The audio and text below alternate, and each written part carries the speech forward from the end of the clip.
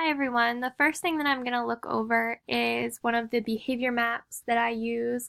I usually print this out as a worksheet for my students and I base it off my students' needs. As you can see, like over here with the behavior, I consult with each of my students' teachers. And I also do some push-in for some of my students. So I am seeing the behaviors I need to focus on. So a lot of times we'll look at this and I will figure out what behavior. For example, one of my students, he always cries when he has to fix a mistake and he'll like pout and throw a fit. So I will word that so he understands it in here, and then we'll decide if it's expected and unexpected, what the teachers think, what the other students think, and what they're feeling. Then a consequence or an outcome for the behavior, how the consequence makes him feel, and a replacement behavior. So I looked at the online handbook first and I looked at the Word document, but I focused on like the section with the table, and my table has headings. In a Word document, it talks about varying the text. Like there's everything's the same, and I don't even have like a title on my worksheet.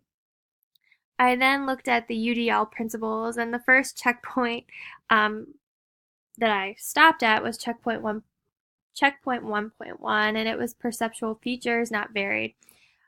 I use the same font, same color. It's pretty boring. However, like when I have my students fill this out with me, I use a different color for each of my things, but I don't think that really counts because that's how we're answering it. Um, Checkpoint 1.3 also caught my eye. I don't have any pictures on here, and I don't think I mentioned at the beginning, this is what I use for my progress monitoring. The majority of my students, actually, I think it's probably safe to say all of my students have an expected and unexpected behavior goal. It is my biggest focus. I just want my kiddos to think about their behavior, think about if it's expected or unexpected, how others feel. And honestly, with my older kids, this is who I use this with mostly. It's the easiest way to do my progress monitoring because I can have everything on there. I have it ready as soon as they walk in my room, and we just get rolling. Um, so that brings me to checkpoint 2.1, which I wrote down. I use for my progress monitoring. So the language on here is fully understood by all of my students. I'm not throwing any curveballs. There's no need for any explanations. Um, there's no pictures, and this is based on my students' needs. Like I mentioned, every behavior that I write down on here is a behavior my student does, or I'm really getting them to think about themselves. Um, since it is used for progress monitoring, I try not to prompt at all. But at the end, after I go through everything, we kind of talk through those big ideas. Um, okay, so let's look at all the unexpected behaviors we charted. How are they making everyone feel? Are they making them feel the same way? A lot of the times for my younger students, their unexpected behaviors, the consequence is simply clipping down. So how does that make you feel? Well, no kid wants to clip down. So I point out the patterns that we're seeing. The second thing that I'm going to look at and that I use with my students is my zones of regulation PowerPoint. So I'm just going to flip through the slides so you can get a good idea, and I'll talk through them. So I use the zones of regulation. And this is like my intro. When I have a new student or at the beginning of the year, I use something like this just to get them rethinking about the zones. So the zones of regulation, we have our 4 zones. And it explains which emotions are in each zone. It has a little picture. And then I go into each zone. So blue zone, green zone, yellow zone, red zone. Ways to calm down. So like we use different tools for each of the zones.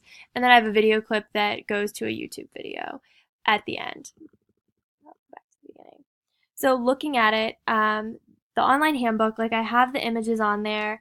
I have the bulleted lists on there. It's different colors. The colors are like meshing together, I feel like, because I used one of the pre-selected or the pre-made PowerPoint like designs. As far as the checkpoints go, I'm going to talk through a few of them. The first one that really caught my eye is like, I don't talk through this, like, I present this PowerPoint.